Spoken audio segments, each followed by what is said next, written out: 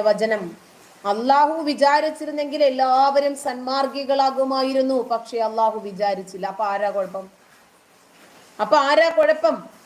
നരകത്തിൽ എത്തുന്ന ആളുകളുടെ കണ്ണും കാതും തൊലികളും അയാൾക്കെതിരെ സാക്ഷി പറയുമത്രേ. അയാൾ എന്ത് തെറ്റ് ചെയ്തു? അയാളുടെ തൊലിയെ കൊണ്ടും കണ്ണിനെ കൊണ്ടും പടച്ചോനല്ലേ അത് ചെയ്യിപ്പിച്ചത്, അല്ലേ? തങ്ങളുടെ തൊലികളോട് അവര് പറയും, നിങ്ങൾ എന്തിനാണ് ഞങ്ങൾക്കെതിരായി സാക്ഷ്യം വഹിച്ചത്? അപ്പോ തൊലികൾ പറയുമത്രേ, എല്ലാ വസ്തുക്കളെയും സംസാരിപ്പിച്ച അള്ളാഹു ഞങ്ങളെ സംസാരിപ്പിച്ചതാണ്. ആദ്യ തവണ നിങ്ങളെ സൃഷ്ടിച്ചത് അവനാണല്ലോ. അള്ളാഹുവിങ്കലേക്ക് തന്നെ നിങ്ങൾ മടക്കപ്പെടുകയും ചെയ്യുമ്പോൾ രണ്ടാമത് വേറെ ആരെങ്കിലും ആണോ സൃഷ്ടിച്ചത്? തൊലി കാര്യം പറയൂ അത്രേ. 1001 രാവുകളെ വെല്ലുന്ന കള്ളക്കഥയല്ലേ? എന്തോ എന്റെ ബുദ്ധി നിങ്ങൾ വിചാരിക്കുന്നത്ര വിശാലമല്ലാത്തത് കൊണ്ട് ഇത് വിശ്വസിക്കാൻ എനിക്ക് പറ്റുന്നില്ല. എനിക്ക് വിശ്വസിക്കാൻ പറ്റുന്നില്ല. തൊലികൾ അള്ളാഹുവിനോട് ഇങ്ങനെ പറയും അങ്ങനെ പറയും എന്നൊക്കെ പറഞ്ഞിട്ട്, അള്ളാഹുവിന്റെ ബാധ്യതയാണ് അള്ളാഹുവിന്റെ സൃഷ്ടികൾക്ക് നേരായ മാർഗം ഉണ്ടാക്കി കൊടുക്കൽ. പക്ഷെ അള്ളാഹു വിചാരിച്ചില്ല. അള്ളാഹു പിഴച്ച മാർഗവും കൂടി ജനങ്ങൾക്ക് കാണിച്ചു കൊടുത്തു. എന്നിട്ട് ജനങ്ങളെ ശിക്ഷിക്കുക. അള്ളാഹു ഉദ്ദേശിച്ചിരുന്നെങ്കിൽ നിങ്ങളെ അള്ളാഹു ഏക സമുദായമാക്കുമായിരുന്നു എന്നാ ഖുർആൻ പറഞ്ഞത്. പക്ഷേ അവൻ ഉദ്ദേശിക്കുന്നവരെ അവൻ ദുർമാർഗത്തിലാക്കും, അവൻ ഉദ്ദേശിക്കുന്നവരെ അവൻ നേർവഴിയിലാക്കുകയും ചെയ്യും. നിങ്ങൾ പ്രവർത്തിച്ചു കൊണ്ടിരിക്കുന്നതിനെ പറ്റി നിങ്ങൾ ചോദ്യം ചെയ്യപ്പെടുക തന്നെ ചെയ്യും. ഇതെല്ലാം ഒപ്പിച്ചത് പടച്ചോനല്ലേ? പടച്ചോൻ വിചാരിച്ചിരുന്നെങ്കിൽ മുഴുവൻ ജനങ്ങളും സന്മാർഗത്തിലാകുമായിരുന്നു എന്ന് ഖുർആൻ പറഞ്ഞിട്ട് പടച്ചോൻ അത് വിചാരിച്ച് നന്നാക്കാത്തത് നമ്മുടെ കുഴപ്പമാണോ? എന്നിട്ട് അള്ളാഹു പറയാണ്, നബിയെ, അവർ സന്മാർഗത്തിലായി തീരാൻ നീ കൊതിക്കുന്നുണ്ടോ? അത് വെറുതെയാകുന്നു. കാരണം താൻ വഴികേടിലാക്കുന്നവരെ അള്ളാഹു സന്മാർഗത്തിലാക്കുകയില്ല. എങ്ങനെയുണ്ട്? അള്ളാഹു ഒരാളെ വഴികേടിലാക്കിയാൽ പിന്നീട് അയാളെ സന്മാർഗത്തിലാക്കാൻ ലോകത്തൊരു ശക്തിക്കും പറ്റില്ല. അള്ളാഹു ഒരാളെ വഴികേടിലാക്കിയാൽ അയാളെ സന്മാർഗത്തിലാക്കാനും പറ്റില്ല. സന്മാർഗത്തിലാക്കിയാൽ ദുർമാർഗത്തിലാക്കാനും പറ്റില്ല. ഇതാണ് ഇസ്ലാം പഠിപ്പിക്കുന്നത്. നമ്മളെ സംബന്ധിച്ചിടത്തോളം ഞാൻ ഇതൊന്നും വിശ്വസിക്കാത്തതിന് എനിക്ക് എൻ്റെതായിട്ടുള്ള കാരണങ്ങളുണ്ട്. കാരണം ഇതൊന്നും യുക്തിഭദ്രമല്ല എന്ന് ഞാൻ മനസ്സിലാക്കുന്നു. ഖുർആനിലെ ഒരുപാട് വചനങ്ങളിലൂടെ ഞാനിത് നബിയുടെ സ്വാർത്ഥ താല്പര്യങ്ങൾ സംരക്ഷിക്കാൻ വേണ്ടി എഴുതിയുണ്ടാക്കിയതാണെന്ന് ഞാൻ മനസ്സിലാക്കുന്നു. എനിക്കിപ്പോ എന്ത് വസ്ത്രം ധരിക്കണം, ഞാൻ എന്ത് ഭക്ഷണം കഴിക്കണം, ഏതു മതത്തിൽ വിശ്വസിക്കണം, എങ്ങനെ ജീവിക്കണം, അത് എങ്ങനെ നിരാകരിക്കണം, ഇതിനൊക്കെ സ്വാതന്ത്ര്യമുള്ള ഒരു രാജ്യത്ത് അത്തരം ഒരു നിയമത്തിന്റെ അണ്ടറിലാണ് ഞാൻ ജീവിക്കുന്നത്. ഇപ്പോ എനിക്കറിയാം, എൻ്റെ രാജ്യത്തിന്റെ നിയമം അനുസരിച്ചിട്ട് എൻ്റെ കുഞ്ഞാണ് എന്ന് കരുതി ഞാൻ പ്രസവിച്ച ഒരു കുട്ടിയെ പോലും മാനസികമായോ ശാരീരികമായോ പീഡിപ്പിക്കൽ എൻ്റെ അവകാശത്തിലോ അധികാരത്തിലോ സ്വാതന്ത്ര്യത്തിന്റെ പരിധിയിലോ പെട്ട കാര്യമല്ല. അത് ക്രിമിനൽ കുറ്റമാണ്. എൻ്റെ കുട്ടിയെ ഞാൻ നിർബന്ധിച്ച് എന്തിലെങ്കിലും ആക്കാൻ ശ്രമിക്കുകയോ അനാവശ്യമായിട്ട് അതിനെ ശിക്ഷിക്കുകയോ മാനസികമായിട്ട് അതിനെ അധൈര്യപ്പെടുത്തുകയോ പീഡിപ്പിക്കുകയോ ചെയ്താൽ എൻ്റെ രാജ്യത്തിന്റെ നിയമപ്രകാരം ഞാൻ കുറ്റവാളിയാണ്. അപ്പോ ഇസ്ലാമിലെ വ്യക്തി സ്വാതന്ത്ര്യം എന്താ? അള്ളാഹു പറയാണ്, അള്ളാഹു പറഞ്ഞതുപോലെ വിശ്വസിക്കാത്ത ആളുകളെയൊക്കെ അള്ളാഹു നരകത്തിലിട്ട് പൊരിക്കുക. ഇനി അതല്ല, അള്ളാഹു പറയുന്നത് പോലെ അവര് ചെയ്തില്ലേ, അവനെ അങ്ങ് വെട്ടിയേക്ക്, അവനെ അങ്ങ് കൊന്നേക്ക്. അതായത് നമ്മുടെ ആ മതനിയമവും ആ പൊതു നിയമവും തമ്മിൽ ഒരുമിച്ച് പോകുന്നില്ല. നമുക്ക് എന്തും ചെയ്യാനുള്ള സ്വാതന്ത്ര്യം ഉണ്ടോ? എന്താണ് വ്യക്തി സ്വാതന്ത്ര്യം? അത് നമ്മൾ മനസ്സിലാക്കിയതിന്റെ തകരാറാണ്. മൗലികമായ സ്വാതന്ത്ര്യം, അതിന്റെ ഏറ്റവും ചുരുങ്ങിയ എലിജിബിലിറ്റി ക്രൈറ്റീരിയ എന്താ? ഭരണഘടനയുടെ ഏതെങ്കിലും ഒരു ആർട്ടിക്കിൾ പ്രകാരം പോലും കുറ്റകൃത്യമാകരുത്. അതുകൊണ്ടാണ് നമ്മൾ ഈ രാജ്യത്തെ ഇത്രയധികം സ്നേഹിക്കുന്നത്. ഒരാൾക്ക് പർദ്ദ ധരിക്കണോ? അത് ഒരാൾക്ക് ബിക്കിനി ധരിക്കണോ? ആയിക്കോട്ടെ, അവർക്ക് അതിനനുസരിച്ചിട്ട് മുന്നോട്ട് പോയിക്കോട്ടെ. പക്ഷേ ഒരു വ്യക്തിയുടെ ഐഡന്റിറ്റിയെ മറയ്ക്കുന്ന വസ്ത്രം ഇന്ത്യയിൽ വരുമെന്ന് ഭരണഘടന വിഭാവനം ചെയ്യുന്ന സമയത്ത് ഡോക്ടർ അംബേദ്കർ ചിന്തിച്ചിട്ട് പോലും ഉണ്ടാകത്തില്ല. ആളെ പരസ്പരം തിരിച്ചറിയുന്നത് പൊതുമര്യാദയാ. അതാണ് ഹൈക്കോടതിയും പറഞ്ഞത്. ഇത് മതപരമാണോ ഈ വേഷം? അല്ല. ഖുർആനികമാണോ ഈ വേഷം? അല്ല. ഇസ്ലാം മതത്തിൽ വെച്ച് കെട്ടുന്ന ഇത്തരം അപരിഷ്കൃതമായ ഗോത്രാചാര രീതിയിലെ അപ്പിക്കുപ്പായക്കാർ ഇത് അറ്റ്ലീസ്റ്റ് മതപരമല്ലെന്നെങ്കിലും ഒന്ന് മനസ്സിലാക്കുന്നത് നല്ലതാണ്. ഖുർആനിലെ കുറ്റകൃത്യം കൂടിയാണ്. കാരണം ആളെ തിരിച്ചറിയാനുള്ള മാനദണ്ഡമാണ് ഖുർആൻ മുന്നോട്ട് വെക്കുന്ന വസ്ത്രധാരണം. മുഖം മൂടിയിട്ട് ആരുടെ വേണമെങ്കിലും കൂടെ പോകാമല്ലോ. മുഖവും മൂടിയിട്ട് എന്ത് കുറ്റകൃത്യം വേണമെങ്കിലും ചെയ്യാമല്ലോ. കുട്ടികളെ മോഷ്ടിക്കുക, സ്വർണ്ണ കടയിൽ കയറി മോഷ്ടിക്കുക, എന്തെല്ലാം രൂപത്തിലുള്ള കാര്യങ്ങൾ ചെയ്യുന്നുണ്ട്. ഖുർആൻ തന്നെ പറഞ്ഞത് പരസ്പരം തിരിച്ചറിയുന്നതിന് വേണ്ടി എന്നാണ്. അതുകൊണ്ടാണ് ഞാൻ പറഞ്ഞത് എന്റെ രാജ്യത്തിന്റെ നിയമം കുറ്റമറ്റതാണ്. എന്തിനോടും കിടപിടിക്കുന്നതാണ് എന്റെ രാജ്യത്തിന്റെ ജനാധിപത്യ നിയമം. അതുകൊണ്ട് ഈ 6-ാം നൂറ്റാണ്ടിന്റെ ഗോത്ര നിയമത്തെക്കാൾ എന്തുകൊണ്ടും എന്റെ ജനാധിപത്യ ഭരണഘടന നല്ലതാണ് എന്ന് എനിക്ക് തോന്നി.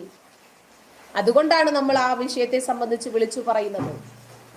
മത നേതാക്കളൊന്നും ഈ വിഷയത്തെ സംബന്ധിച്ച് ചർച്ചയ്ക്ക് വരില്ല.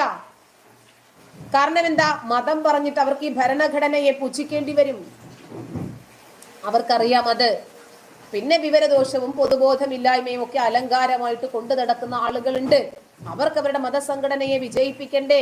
അതുകൊണ്ട് അവരതിനെ പെയിന്റ് അടിക്കാനും ന്യായീകരിക്കാനും ഒക്കെ ശ്രമിച്ചുകൊണ്ടേയിരിക്കും. വെളിവും വെള്ളിയാഴ്ചയും ഇല്ലാതായി കഴിഞ്ഞാൽ നമുക്ക് എന്തോ ചെയ്യാൻ പറ്റും? ഖുർആനും ഹദീസും കർമ്മശാസ്ത്ര ഗ്രന്ഥങ്ങളും ഒക്കെ അടങ്ങുന്ന മത നിയമങ്ങളൊക്കെ എടുത്തെറിയേണ്ടി വരും അവര് ജനാധിപത്യ ഭരണഘടനയോട് കിടപിടിക്കാൻ നിന്നാല്. മനസ്സിലായ? അതായത് ഒരു പട്ടി വഴിയിൽ ചത്തു കിടന്നു എന്ന് വിചാരിക്കുക. ആരെങ്കിലും അതിനെ എടുത്ത് എന്ത് ചെയ്യും? മറ്റുള്ളവർക്ക് നാറ്റമുണ്ടാകാതെ അതുവഴി നടന്നു പോകുന്ന ആളുകൾക്ക് ബുദ്ധിമുട്ടുണ്ടാകാതിരിക്കാൻ വേണ്ടിയിട്ട് പെട്ടെന്ന് അതിനെ എടുത്ത് സംസ്കരിക്കും. എന്തിനാണെന്നറിയാമോ? മറ്റുള്ളവർക്ക് ബുദ്ധിമുട്ടുണ്ടാകരുത്. അത് ഈ നാട്, ഈ രാജ്യത്തിന്റെ ധാർമ്മികത അവന് നേടിക്കൊടുക്കുന്നതാ. അങ്ങനെ ഒരു ഉത്തരവാദിത്വം. നിങ്ങളുടെ മതം നിങ്ങൾക്ക് നല്ലതാണ്, ശരി. അപരന്റെ സ്വാതന്ത്ര്യത്തിലേക്ക് കടക്കരുത്. മനസ്സിലായ? അപരന്റെ സ്വാതന്ത്ര്യത്തിലേക്ക് വിഘാതം സൃഷ്ടിച്ചുകൊണ്ട് നിങ്ങളുടെ മതം, നിങ്ങളുടെ കറുത്ത ചാക്കുകെട്ട്, നിങ്ങളുടെ 6-ാം നൂറ്റാണ്ടിന്റെ ഈ പൊത്തകം അവർക്ക് ബുദ്ധിമുട്ടുണ്ടാക്കരുത്. മതത്തിന്റെ പേരിൽ അടിച്ചമർത്തലാണ് നമ്മുടെ നാട്ടിൽ നടക്കുന്നത്.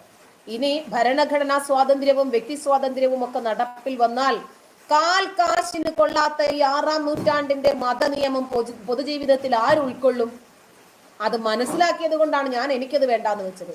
എന്നെ പോലെ ആയിരക്കണക്കിന് ലക്ഷക്കണക്കിന് ആളുകൾ അത് വേണ്ട എന്ന് വലിച്ചെറിയാനുള്ള കാരണവും അത് തന്നെയാണ്. അതിന്റെ ആചാരങ്ങളും അനുഷ്ഠാനങ്ങളും വിശ്വാസങ്ങളും ഒക്കെ നിർബന്ധ ബുദ്ധിയോടുകൂടി കൃത്യമായി അടിച്ചേൽപ്പിക്കലുകളാണ് ഇവിടെ നടക്കുന്നത്.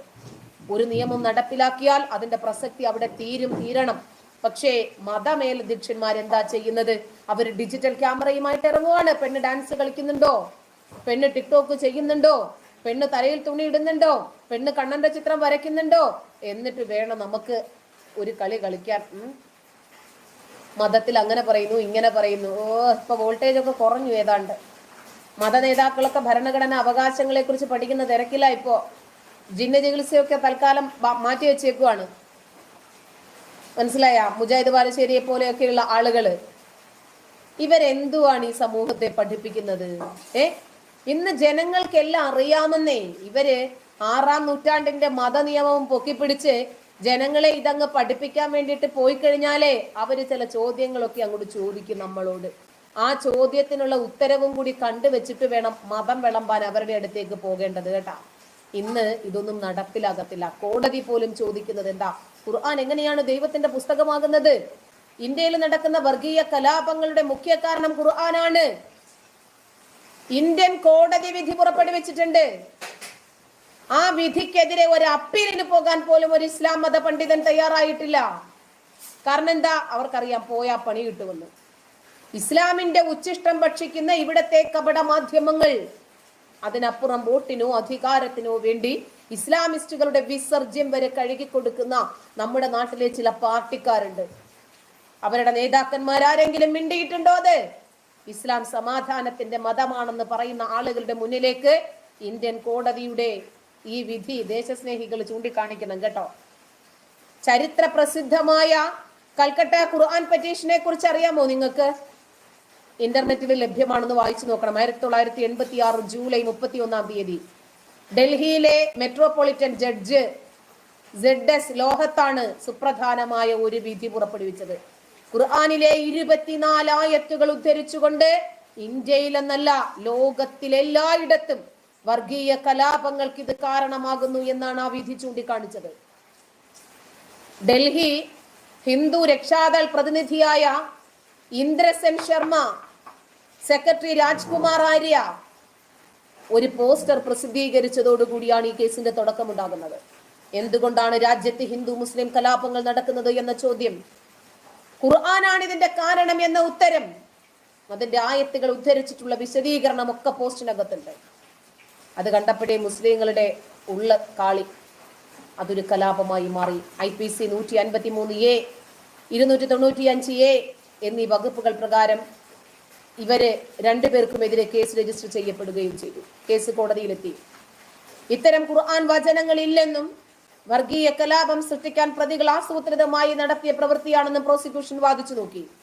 ഉത്തർപ്രദേശിലെ രാംപൂരിലുള്ള മക്തബ അൽ ഹസനത്തിലെ മുഹമ്മദ് ഫാറൂഖ് ഖാൻ എന്ന മുസ്ലിം പണ്ഡിതൻ ഹിന്ദിയിൽ വിവർത്തനം ചെയ്തു. ആ പ്രസിദ്ധീകരിച്ച ഖുർആനിന്റെ ആധികാരിക പതിപ്പിൽ നിന്നുമാണ് ആയത്തുകൾ എടുത്തത് എന്ന് ആരോപണ വിധേയർ ഖുർആൻ തഫ്സീറുകൾ, ഖുർആന്റെ വ്യാഖ്യാന ഗ്രന്ഥങ്ങൾ അടക്കം കോടതിയെ ബോധ്യപ്പെടുത്തി. അറബിയിലുള്ള ഖുർആനും അതിന്റെ പദാനുപദം ഹിന്ദി, ഇംഗ്ലീഷ് വിവർത്തനങ്ങളും ഫാറൂഖ് ഖാൻ വിവർത്തനം ചെയ്ത ഗ്രന്ഥത്തിൽ ഉണ്ടായിരുന്നു. മറ്റു മതങ്ങളോട് യുദ്ധം ചെയ്യാൻ വിശ്വാസികളോട് ഖുർആൻ ആഹ്വാനം ചെയ്യുന്നു. ഇത് ഖുർആനിൽ ഉള്ളിടത്തോളം കാലം രാജ്യത്തെ കലാപങ്ങൾ തടയാൻ പറ്റില്ലെന്ന് അവര് വാദിച്ചു. ഇരുവാദങ്ങളും വിശദമായി കേട്ട കോടതി ഇക്കാര്യത്തിൽ കക്ഷി ചേരാനും ആരോപണ വിധേയരുടെ വാദത്തിൽ തെറ്റുണ്ടെങ്കിൽ തിരുത്താനും ഇസ്ലാം മത പണ്ഡിതന്മാരോട് ആവശ്യപ്പെട്ടു.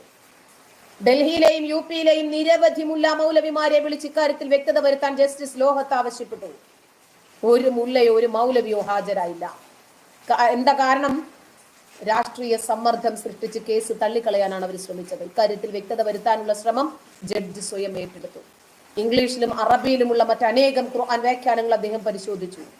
ബ്രിട്ടീഷ് ഭരണത്തിന് കീഴിൽ രംഗീല റസൂൽ എന്ന ആ ഗ്രന്ഥത്തെ ചൊല്ലി അലഹബാദ് ഹൈക്കോടതിയിൽ നടന്ന കേസും അദ്ദേഹം പഠിച്ചു.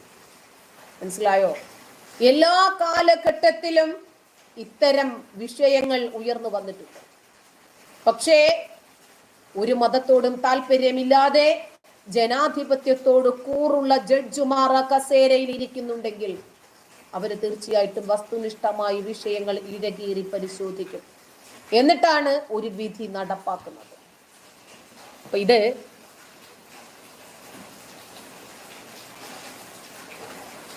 ഷാഹിൽ യഹിയ ഇവളുടെ ഉപ്പാട ഗതികേടാണെന്ന് പോടെ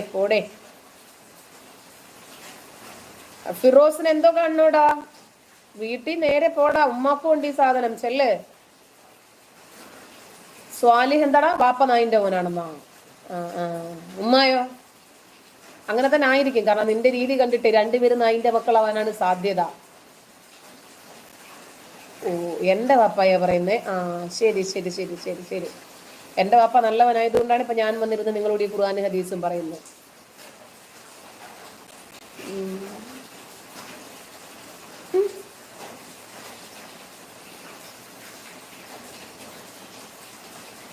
ചെറിയ വിളിക്കൂ ഇവര്. ശരി, എന്തായിരുന്നാലും നല്ല മഴയുണ്ട്. നമുക്ക് ഇന്നത്തെ ലൈവ് ഇവിടെ അവസാനിപ്പിക്കാം. നന്ദി.